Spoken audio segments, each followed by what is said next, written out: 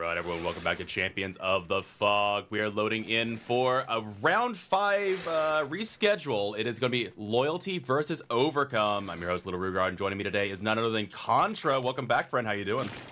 Hey, I'm doing great, especially watching some Unkonwn gameplay, so it is a good day. Happy to be back here at COTF as well. And I will say, pretty sure this is the first time I've ever casted or even watched, for that matter, an Unkonwn game on Midwich, so this will be very interesting to watch. Oh, really? Interesting. So, yeah, I've seen it a couple times, and I'll be honest, Unkonwn just works everywhere, but yeah, specifically on Midwich is going to be a bit of an interesting one as the collision's a bit different, and already finding their first survivor, getting a hit on Adam and chasing him away from the tile. Not even bothering. Is this chase bug or is this spectator bug? I think it's spec bug because we see the chase icon in the HUD, I think. Okay, good. I hope we didn't have to, recall the game just for that, but they do get rid of the weakness in the meantime, but getting another... No, they miss it. Ooh. Lasfer did a very good juke there, going back towards Disaster and dodging the UVX, but didn't take a hit or anything for that. So they got away from that first chase, which is actually very good for the Loyalty survivors. That first down is not coming in quite yet, and Disaster opted to just leave that chase and try to interrupt some generator progress. Does find Shul or our Quentin player on that gen and decides that that chase isn't worth having, but gonna kick this gen over here upstairs, and kind of a slow start for Disaster. Corrupt is going to be over in about 20-25 seconds, and there's still no down. True. Also worth noting, no Ruin in play. Is it because the totem locations on this map can be somewhat static, you don't take Ruin? I feel like Ruin would be really, really good on this map, though. Oh, yeah, absolutely. I agree with you. So curious, but dropping God Pallet, Ace not wanting to take an early hit here. Obviously, survivors do not want to give this killer an early down, but they do get weakness. Good shot there, even though they did double back for a bit. And this might end up being a hit, considering where the ace is. Yeah, Yep, it is. there it goes. Yep. Ray did pretty well, but even though this tile is generally pretty safe, especially against M1 killers, against Unkonwn, you can pretty much zone and hit UVX shots in general pretty easily, even though the strong window is there. But Disaster here has really good game sense and left a hallucination at this high progress generator and decided to teleport and come back and interrupt phaser ball off of it. So very good find for Disaster, and is able to get an injure and a weakened status. So phaser ball might be going down relatively soon here, and that would give Disaster their first pain resonance. Normally, I do not see pain resonance on Midwich pretty much ever. Most people don't bring it because of the bad Scourge RNG. Yeah. But Disaster has agitation, so there's a very good chance they'll be able to make a Scourge hook as soon as this first down comes in. That can buy them the time they need. But Ray's just doing such a good job in this chase, winning their 50s, and these Loyalty survivors are not giving it down anytime early into the match, it seems. No, they really aren't, and... I say second gen up top going down as well, as we knew that they tried to interrupt it. Listen, they did dispel the hallucination up there as well, so this hook coming in, no Scourge hook activating, and that is going to be 2 gens for 1 hook on mid, which is not exactly the start I think they were hoping for.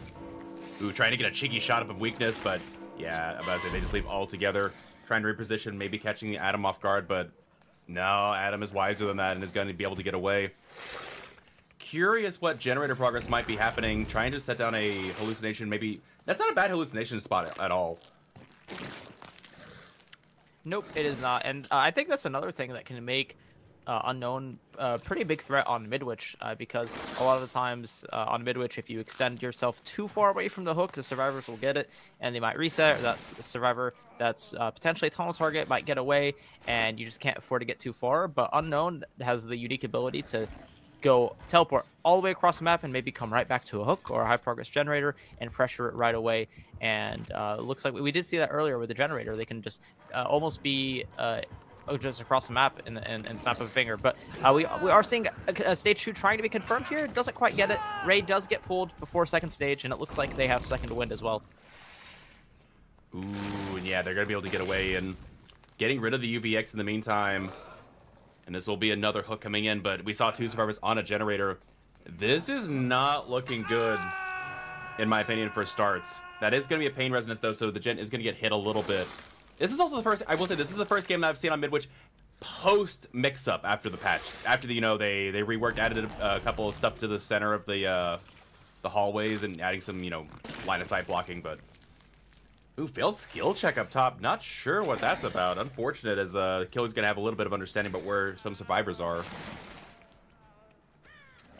Yep, and Disaster is going to check this generator that had the noise notification on it. Maybe they got a skill check as soon as they let go. Some unlucky timing, perhaps. But that is a Pop Goes the Weasel on that gen. So the information that they gave Disaster was actually very helpful. They do get some more regression on that generator. And it looks like Disaster is playing a little bit close to this hook. There is a loose 3-gen, you could say, around this hook, with 1 in Courtyard and the 2 generators to the side as well. So True. maybe they're playing to kind of camp this to second and maybe try to get a 3-gen in 3v1, but I feel like this is a little late for that. There was just so much gen progress for that first down. And they keep coming in for last-second hook saves. They're not defending the hook as much as they need to. However, Quentin might be... Oh, they held W through that tile. That is huge. Getting so much distance now. And I think that might have even been a balance landing. Oh, my goodness. Yeah, this survivor is making the tunnel impossible. Yes, that was a fantastic play from Shul. They rigged the pallet in a way that Disaster didn't expect, just walked right through into an amazing balance landing. And I think they're completely fine taking a weekend there. They've already bought so much time for their team, and they're probably just going to W key and just try to die in the edge or just play a pallet. And I think did they get hit as soon as that got dispelled, or did that miss? I couldn't tell. But either way, Shul is going to stay alive, and we do see the breakable walls. Wow, the breakable walls are actually one thing in this update for Midwich that got changed. They're completely open, so our Quentin player was able to just walk through it, but Disaster hit a nasty UVX from the bottom floor, so that was a really good shot. But I do feel like this tunnel is just too little too late. If I were Disaster, I feel like I would just try to go for Precious, just to get some pain resonance maybe, but... you know, maybe we'll see what can happen. If they can find a very high progress generator and hit it with Pop Goes the Weasel, they might be able to delay this endgame by just a little bit.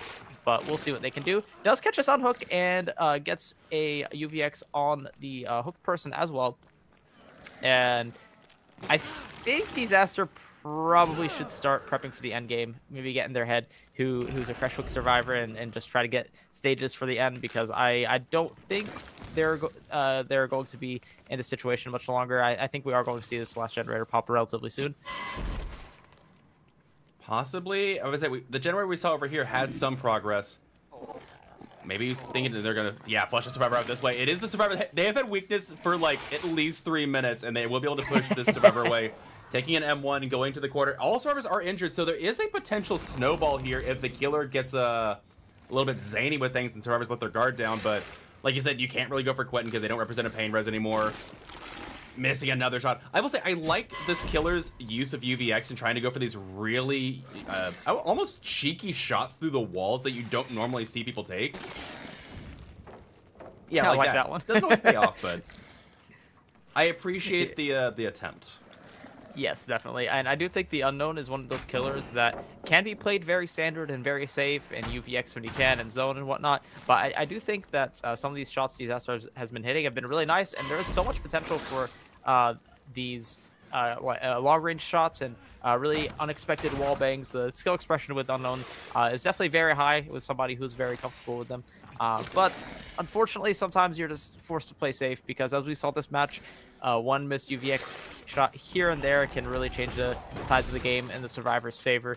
And we do see Last for getting chase here, and this isn't very safe. It's just the bad window with the wall already broken, and they go down pretty quick as you expect at this tile. But I think if they can get a pain resonance here, this would be pretty good. They're actually survivors were busy with resetting, so that is gonna slow down the gen progress a little bit. They were trying to get those resets off to prevent any kind of snowball from happening, which is smart on the survivor side. But we are seeing Disaster get some more hook stages in here, and that'll be hook number 4. So I don't know. I really think if they could use their teleports and get mobile around the map and get tags like this and put Pop Goes the Weasel here and there, they could make a comeback if the survivors misposition a little bit.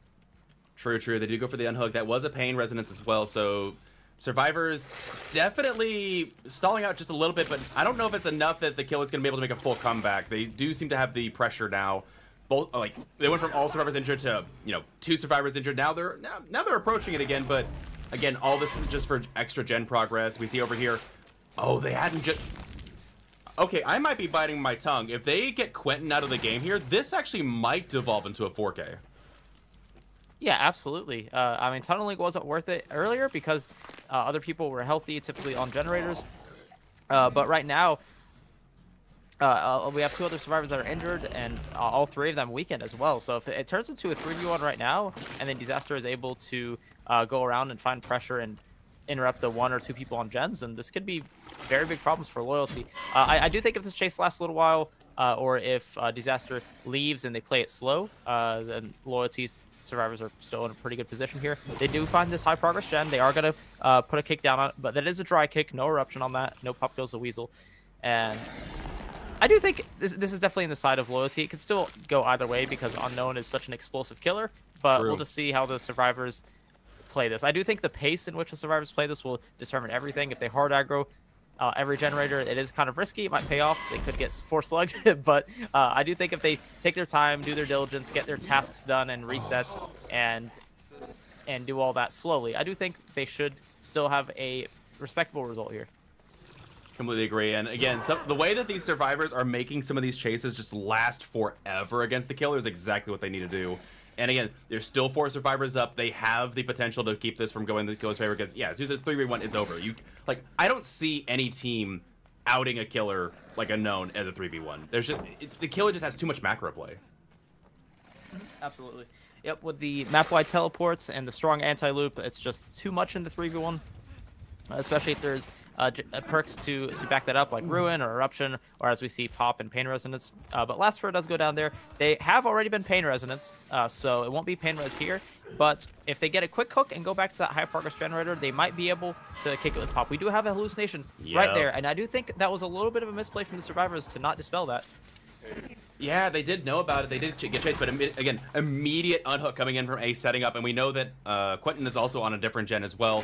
So Survivor's definitely splitting pressure, able to cycle those unhooks and rotations without much problem. You've got 2 survivors that are death hooked now. Both Adam and Quentin represent a lethal kill, but Ace has been hooked once. Laura hasn't been hooked at all. Oh, unfortunate bounce on the UVX. But they do know that there's another gen being high progress, so that's probably, handy to put in the the back burner. Understand that they're pretty much pressuring every gen at this point. Yeah, I'm a little bit surprised to see that they're pressuring this generator here instead of the one on the side and the courtyard. This one and the courtyard generator are pretty close. So I'm almost surprised to see them pressure this one, but it is easier to position and get upstairs or change directions if they need to. So I think this is fine as long as they have their comms on point and they're leaving when they need to and not giving unnecessary free tags. And right now the survivors gained all their pressure back. They got a global reset. Everybody's healthy. Nobody is weakened. And right now, if Disaster commits to a chase that's not Pain Resonance like this one, they in theory should pop the last gen. True. Ooh, getting a nice UVX shot on Ace. But again, this survivor, I think, represents a Pain Res, but it's, again, they're not a Death Hook survivor, so they're happy to take this chase. Good mind games coming in, but able to dodge it. Body blocks coming in, but not going to hit the... mistakes everywhere. Missing the M1, but also Ace getting body blocked away from the pallet, not able to get the stun, and they commit to this chase? I don't know if you can. I feel like Disaster doesn't have time for this, but... Oh, there's 2 injured survivors up here. 2 people here. This does change things. They can go for slug play here. They definitely can. Ray is still worth 2 hook stages. They're gonna go for it. The Lara player, Phaser Bot, is fresh, but they will pop the sauce generator for this pickup. So no that's Pain Res. That's already at 6 hook stages on the board, and we do have Quentin working the exit gate there, and I just think their #1 thing for survivors right now is to not let their fresh hook be found. Phaserbot, the Lara player, should definitely play it slow and not aggro any exit gate. They do get the fast on hook onto Ray. Again, second wind on them, so they'll be healthy in a few seconds. And I mean, really, unless Disaster just finds Lara right now and downs her quickly and gets a basement hook or something, the most I think that they'll get is 1 more hook stage here if the survivors plays right. Agreed. And yeah, like you said, not playing aggressive with Laura at all, hiding them in the, in the nooks and crannies of the map right now until one of these Death Hook survivors gets the door open. Ace doing that exact thing, Quentin being pushed away from the beginning. And yeah, I'm about to say, as this kill, I think you just have to take a kill here. You know they're not going to give you Laura. In fact, yeah, Laura is coming in. It's like, thanks, Quentin. Great job, buddy. my savior. Right. But, yep, we do see Ray getting chased here on the library area, and if they can get Ray out, that'd be nice. But if they don't, and it's just one hook stage, not the biggest deal in the world. And I think loyal to survivors are probably happy to let Ray die. No offense to Ray, they're just not worth that much here. Just one hook stage. So we'll see what they decide to do. I think it'd probably be safest if they just left and he just died or got hatched or something like that, because they are very far away. They're cross map from the only door that is opened. This one that's next to him is 0 progress, and there he goes. So that'll be, if I'm not mistaken, 7 hooks for Disaster. I believe you are correct, yes. And also, to that point as well, Hatch can absolutely spawn in that corner, so there is always this very small chance that, yeah, it could have spawned right underneath Ace and they get the Hatch, but... Alright, everyone, welcome back to Champions of the Fog. We are loading in for trial number 2. Loyalty has opted to bring the Ghostface to Midwich, and Contra, based on the current score, is this something that Ghostface can accomplish, do you think?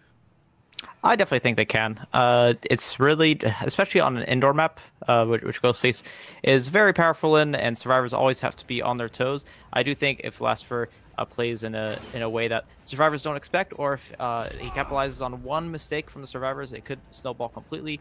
And especially with this build, a lot of strong perks and some stuff to help out in the end game. I do think matching or even beating the stages from the last match is definitely a high possibility, but this is anyone's game. I do think this is a pretty fair matchup. The 7 stages is a pretty in the middle result, so we'll just have to see how Lastford plays this, but my short answer is yes. I do think Ghostface can generate a lot of pressure on this map. Fair enough. Looking at some of these hallways, this is something we talked about before the game started, is that the hallways, I think, are going to kind of dictate if this Ghostface has a good shot or not. They update to Midwich, there's a lot more clutter in these hallways, and it depends on how clear they are. If there's absolute clutter everywhere, this Ghostface has free reign to harass these survivors, and they have no way of calling it out whatsoever. Yep, and we'll see if some of those stocks come in. A little bit of a misplay by Disaster there, kind of getting stuck or doubling back at the wrong time. They do get caught out at that pallet, and Lastford gets a pretty early first down. So that is potentially an early pain resonance into the game, and this first down came in a lot faster than the down last match. So this is a good start for Lastford. They are also going to try to stock TJ. Does not get a lot of stock though, just a little bit, and they're going to opt to just pick up Disaster here. But yeah, this is a pretty good start for Lastford. I do think this down came in a pretty timely manner, but we do see 1 gen pop in exchange. Ooh, that pain res coming in right at the last second. This killer, and this is what I was talking about before too. Previous killer brought Corrupt Intervention. This killer did not bring Corrupt Intervention, and we see that Ruin slowly taking down this gen. I actually really like bringing Corrupt Intervention on this map because it feels like it really messes with survivors, but it seems like it's actually paying off for them not bringing it whatsoever. Oh, well, okay, but never mind. Bye, Ruin. I will say, okay, I definitely do think Corrupt Intervention is a valuable perk to bring in almost any situation, but I do think it's not as necessary on a set like this, because it's an indoor map. Sometimes you get a split Corrupt, and at the beginning of the game, the survivors in general won't be hard aggroing gens anyways, because it's Ghostface and they're going to want to first know your location. So I definitely do think Corrupt does provide some benefits, but maybe not as much as it would on a standard killer or a standard map. So I kind of do like that pick from Lastford, actually, opting to go for something instead like Ruin or Sloppy Butcher. I do think that's actually a very nice pick. But we did see the Ruin get cleansed, as you had mentioned. But that is, what, 14 seconds? They weren't aggroing a gen, so not a complete waste. And we did see it regress this generator a little bit. And they do get the Sloppy Butcher tag on the Proxer killer, who messes up their pathing and doesn't have much to make here. No, they're going to go down at the window. That is going to be a second hook coming in, and I think the pain res is going to have to hit in the, like, right now. No, I'm about to say, I think they might have waited too long to pick up, and I don't know if they're going to finish the gen before the pain res hits. I think because they're doubling, they finish it. Absolutely, yep. That was good by the Overcome survivors to make sure that gen popped before pain resonance could come in and interrupt it. So now we have 2 generators that have popped, and we have, I believe, 2 hooks on 2 different survivors. So we'll just have to see how this goes. They are on somebody's trail here. Can't tell exactly who, but maybe wants to go back. Nope, they just lost him for a little bit. That is TJ. Had a little bit of stock from earlier. I think Last Fur is probably just going to stock this for a bit and leave them 99 for later. Might commit if they stay at this pallet, which looks like that is happening. And they do get the 10% haste from the add-on, so it makes this a little less safe. They do go down. So one thing worth noting too is that I feel like it might have been a bit of a mistake. It didn't seem like it ended up hurting them in the end, but they actually popped their cloak too early, and the Survivor Unhook actually broke them out of it. So they weren't able to sneak over here, and that's what made this Survivor get a little bit of distance, but ultimately, yeah, they do go down. Unhook coming in on Ace, and this killer is in the area. It looks like they're about 50% on the center gen. And Ghostface actually in a pretty good spot. They've got 3 separate Survivors first hooked already. So they got plenty of fresh points coming in. I think this is going to be a second hook coming in for Claudette, right? Claudette's been hooked before, I believe. I believe so, yes. I believe this will be second hook and Claudette if it does come in. And I think that's who Last Fur should go for. The freshes are nice, but I do think making this a 3v1 before they get a lot more gen pressure would be in Last Fur's best interest. They are forcing an M1 at the pallet to deplete their stock. So I think that was probably a good play by Disaster. They maybe weren't sure how close they were to being fully stocked. So they were at least getting some distance in this chase rather than just instantly going down. And we do see that God pallet get dropped. Oh. And oh my goodness, the drop down. That was such a wild mind game to go for, but it worked out. Absolutely did. And they didn't even need to use stock to get it done. That's going to be a basement hook as well. Honestly, with this kind of scenario, I could imagine camping the Survivor to death and then just going for another... if you can find your fresh hook Survivor and get them in the end game, you're solid, but maybe... I don't know. There's so many ways to play this, actually. You could play aggressive. You could play not aggressive, but... You might be stuck on this.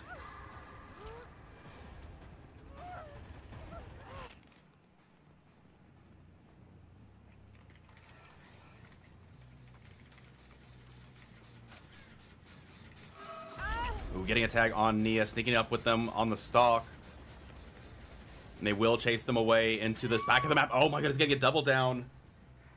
Ooh, there's another fast down. They get the down to TJ, and now Last Fur wants to find this rotation into the basement. And if they can find this and get a down or body block at the stairs and get Disaster out of the game, that will be massive for Last Fur. Looks like nobody is here just yet, but they can actually just camp this. That Survivor is maybe about 15-ish seconds away from dying.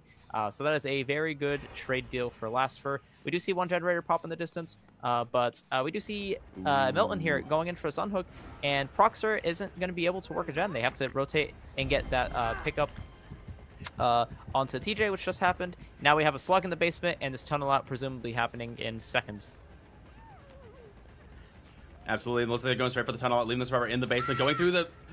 Oh my goodness, greeting the pallet, and that's going to be a dead Survivor coming in just a moment. Looks like they are going to get a reset in the meantime, but there's 2 gens left. I think the killer is going to be able to clutch this out for loyalty, possibly. Survivors essentially have to get everybody out right now in order to pull this back in. I don't see that really happening. Yeah, Last Fur is in a very comfortable position now. I do think Milton going in for that save, and then on top of that, getting full stocked and getting slugged in the basement while this tunnel out happens, and their other Survivors are getting reset. That is just infinite pressure. No generated progress has happened until now. I suppose that one was high progress, but it did take them a little while to pop that. And now it's a 3v1. We're going to have somebody on the hook. And Last Fur really just, if they get one good find, if they get one sloppy butcher tag, and be where they need to be at the right times, this could very easily turn into a 4K.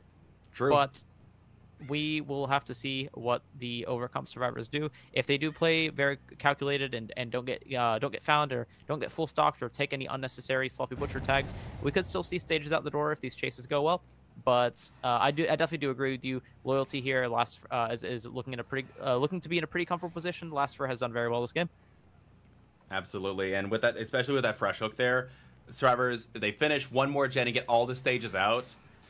They might be able to tie it, but they have to get everyone out. They have to finish the gen. They can't afford any more hooks, and that's just a tall ask in this this kind of scenario. So we'll see how it goes. But this is what I'm talking about. The stalk through the center of the hallway is just super brutal. Ooh, the full mark coming in. I wonder if Last Fur meant to do that. It might have been by accident, but if it was intentional, it kind of works out because they do get the 10% haste from the add-on. So they will catch up to Proxer Killer pretty fast here. which they do have the pallet, but the window did not spawn on this side.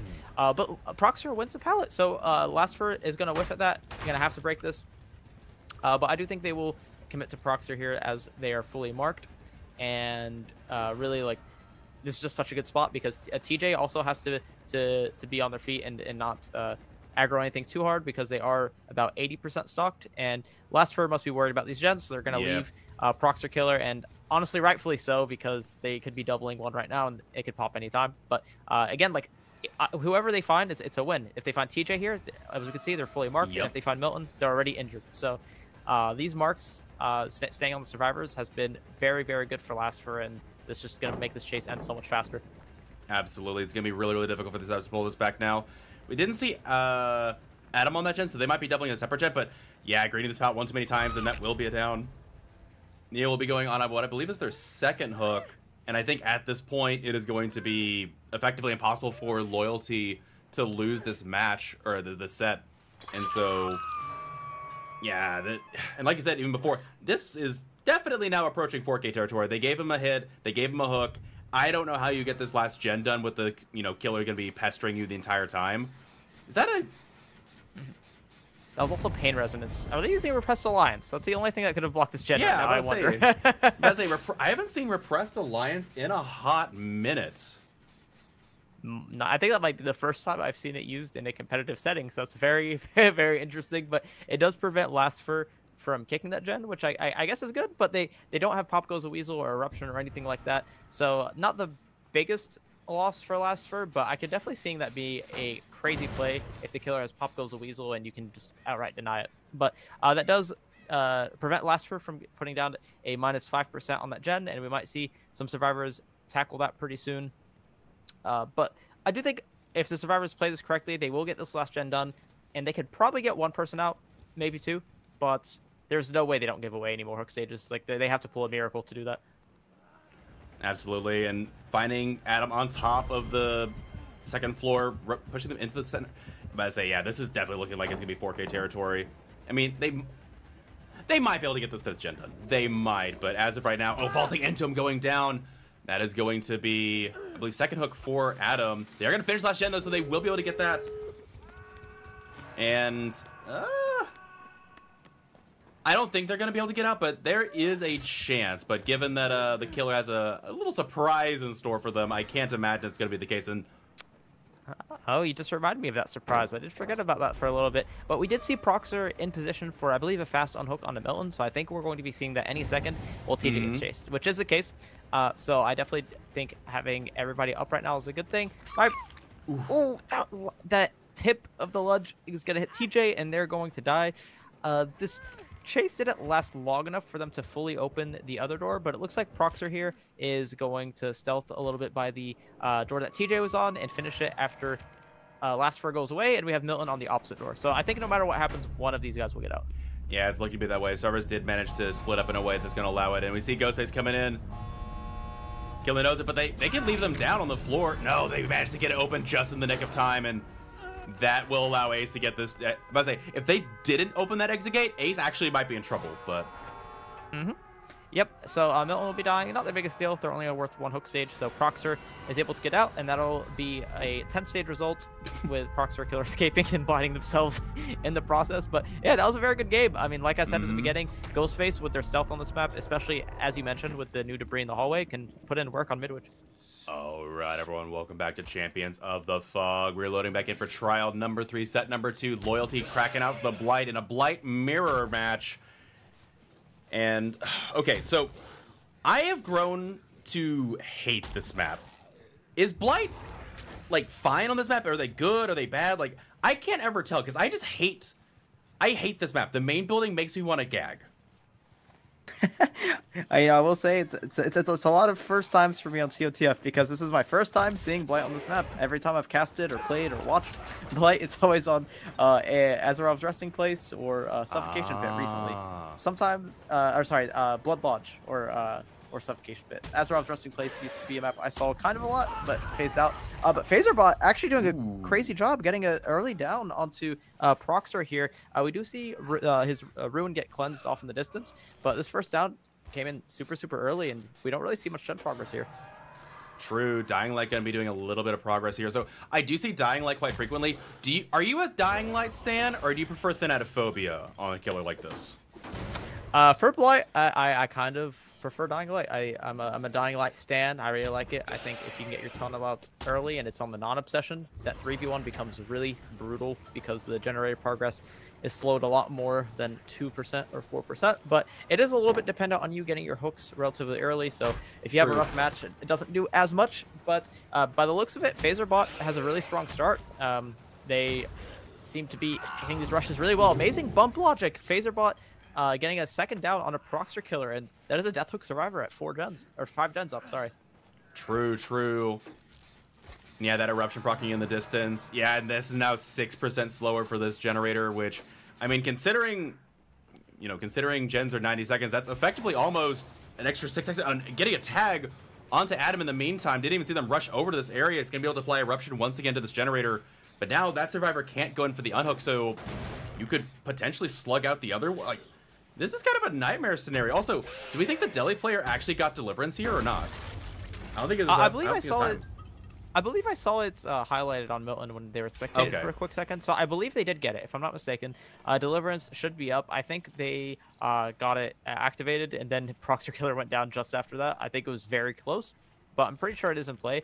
We do see Milton heal off in the distance with the medkit, and it looks like Overcome is going for a last second 1-for-1 here with Deliverance to keep this tunnel out a little longer, or maybe a double save. We see Disaster here as well. I mean, it might be, like you said, to keep the tunnel from happening, coming in for the unhook. And yeah, they will actually be able to force a hook trade. Not even a hook trade. They'll be able to get away scot-free, but now Ace is defenseless here. Who's going to come and take a hit for Ace? I'm sorry, Cage, not Nicolas Cage.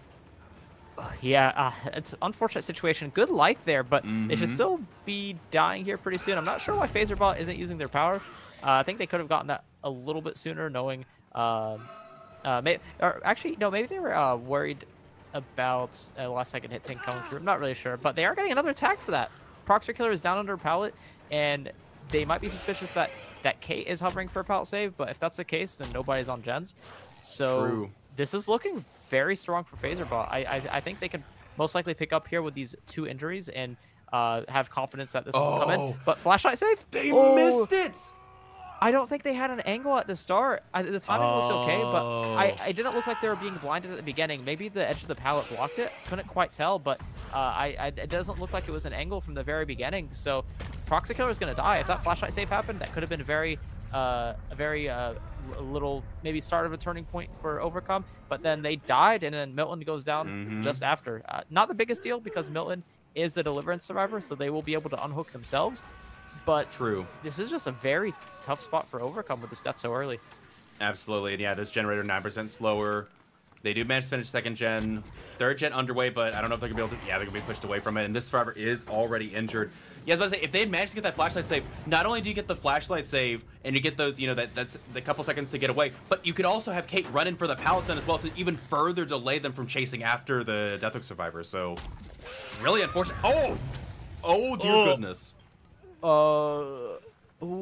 Maybe there's gonna be somebody else contacting their ISP after this matchup is over, and not just you, because that looks wild. I feel like on Disaster screen that might have been a little bit of a Poco, so I'm not sure, but that was a very good prediction to go for by Phaserbot, because they just full sent that rush and that lunge, and then they did go for the vault, and they got it last second. And Milton here was just running around the hook, maybe going for a fast pull, and they get caught out. And I do believe Milton still has Unbreakable up, so if they do full slug them, I think they can still unhook Disaster here. But this is looking like 4K relatively soon. I don't know if the survivors are going to pop it many more gens, maybe just one more. I'm gonna say, especially with this is 12% slowdown now. Looks like they'll be going for the Kate after all. Kate will take a tag in the meantime, and yeah, like what can you do here? Looks like they have 2 separate gens actually at a good amount of percent. So, if she hadn't have gone down right next to the hook, they actually might have been able to pull something out. But great insta bump, and they do get the unhook in the meantime. But yeah, this looks like it's gonna be 4K3. I don't know how you get out of this now. There's just no resources on this side. Yeah, definitely, because TJ couldn't really make anything and died in the main building there. I agree with you. This is most likely going to be a 4K3.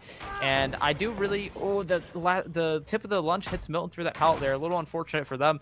But I do got to say, I really appreciate Phaserbot's Blight gameplay here. The rushes are really clean. The bump logic is very good.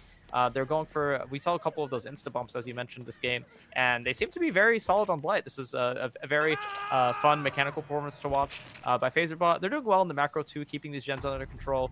And got the tunnel out very early. But these bumps are just so clean. That would have been so nice if it landed. But I appreciate Phaserbot for even going for these. Absolutely. Doing a really good job. And again, especially after they changed the Blight's bump logic a while back, seeing someone that's so comfortable with it is actually really sweet. And getting a nice bump, being very patient with that, and waiting it out, and they will end up getting it after all. And I think this is even a fresh hook coming in, so they can leave this slugged for a little bit. Yeah, this is a brutal 4K. Overcome's not going to be in a good spot come this next round, because they've got to... What do you even bring to try and do a 4K3 with Blight? You know...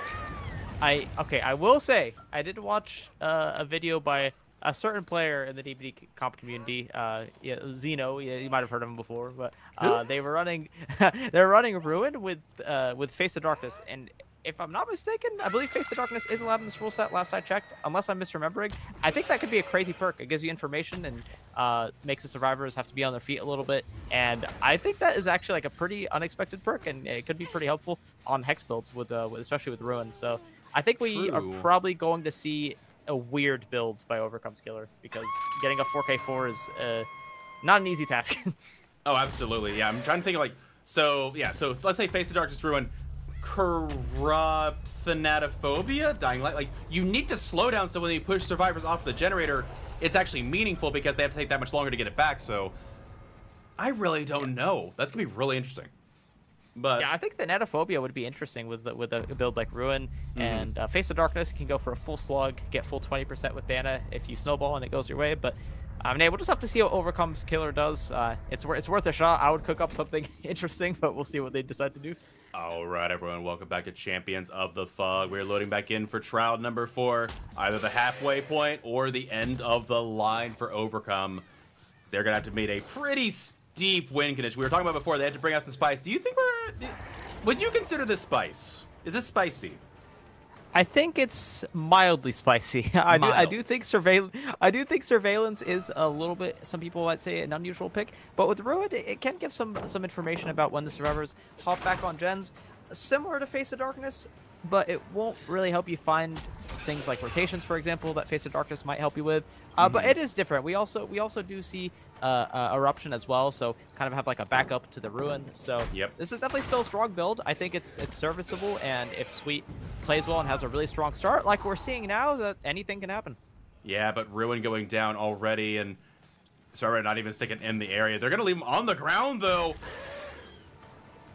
Getting attack around the corner of the dump truck as well. Do they commit? No, they're gonna go back for their slug. And I guess the question is that going to cost them in the end? See, I like this. I think getting that tag was a good idea, because having an injured survivor when this first hook comes in will mean either somebody's wasting their time resetting them, or they're risking somebody instantly going down when the killer leaves the hook. So I do think getting that tag was worth it. But leaving people slugged for a long period of time with Ruin gone is maybe not the best idea. I think that might be why they decided to just come back to the slug instead of just leaving them on the ground. And we do see the pallet break come again. Shoal is going to drop that. Didn't quite get the stun, but they did waste a little bit of time and avoid a hit from Sweet. And we do see a kick on that gen and Eruption being put down on that. And the chase coming in on the Shoal right here. And it does get a hit at the pallet. And this chase isn't very far away from basement. So if Sweet sees somebody in the distance going in, or if they just game sense somebody rotating in for the save, they don't have to go very far. Very, very true. Trying to get a bump on the bus, but not going to be able to get that last one. Now they have to get the full recharge going. But I say, you can leave the survivor on the hook for a while. We saw Laura had good progress on her generator. I'm curious if that one's going to pop, or if they're going to save that one. I'm going to imagine you try and save it. Yeah, we see her on the distance in the hill, and Killer sees her as well. Does she get enough of a notification? Trying to get her around the corner, but not going to tag, and yeah, they do get the rescue in the meantime.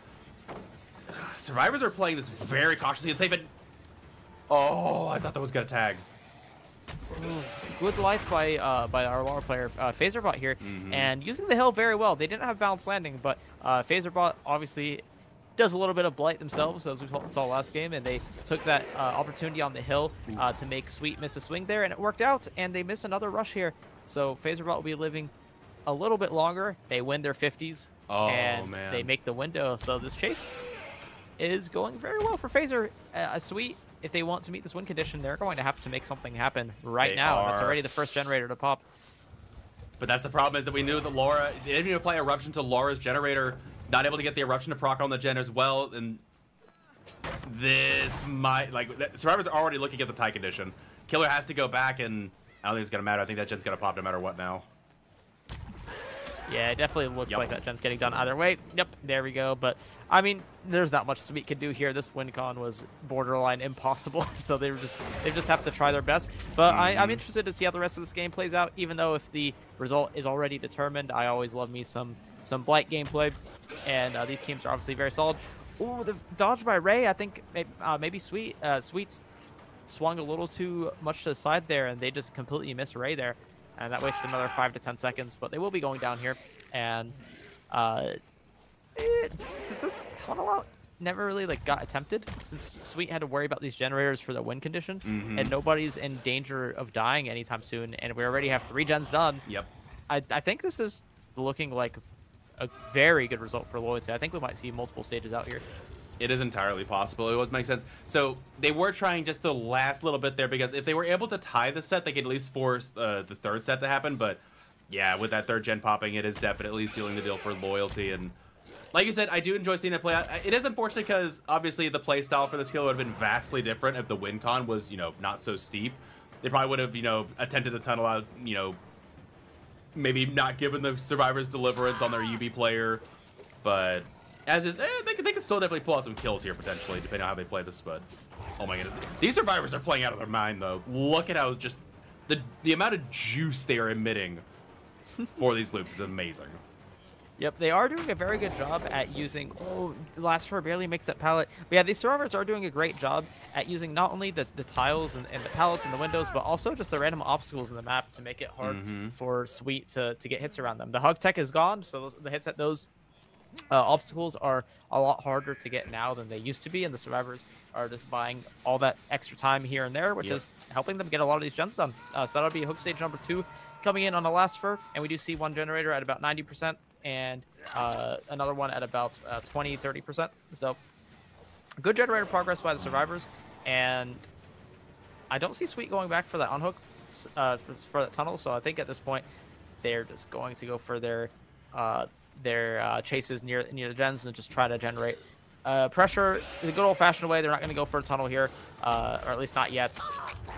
And they do get a tag on a Phaserbot, and yeah, I think Sweet at this point is just trying to hope and pray Loyalty Survivors to make a mistake, because they're just so far ahead in this trial.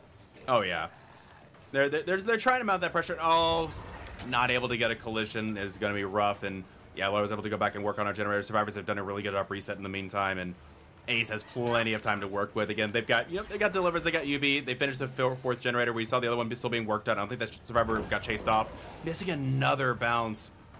Yeah, it's really tough to just... When the win con is super steep, there's just not a lot you can do.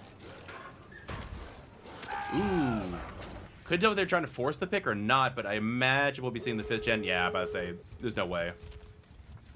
Yep, very well played by the Loyalty Survivors. And, I could be wrong, but it appears to me what's happening, and I experience this a lot with killers like Blight and mechanical killers in general, like Nurse as well.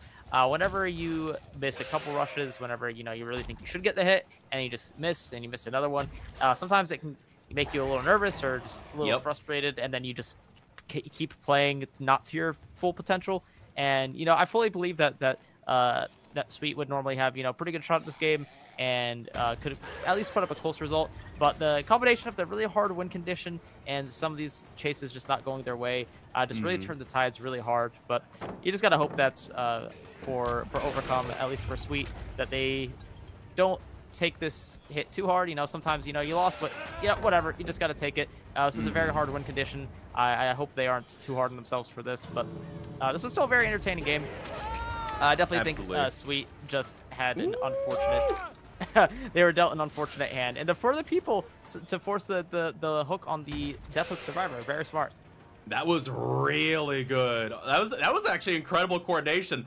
That was a play that was that's the kind of play you see from a completely different caliber of playstyle. This killer just like, nah, this was so dumb. And oh man, again, just really well played. The caliber of playstyle from these survivors is just uncanny. A little bit of a gift for the killer saying thank you very much. Oh. And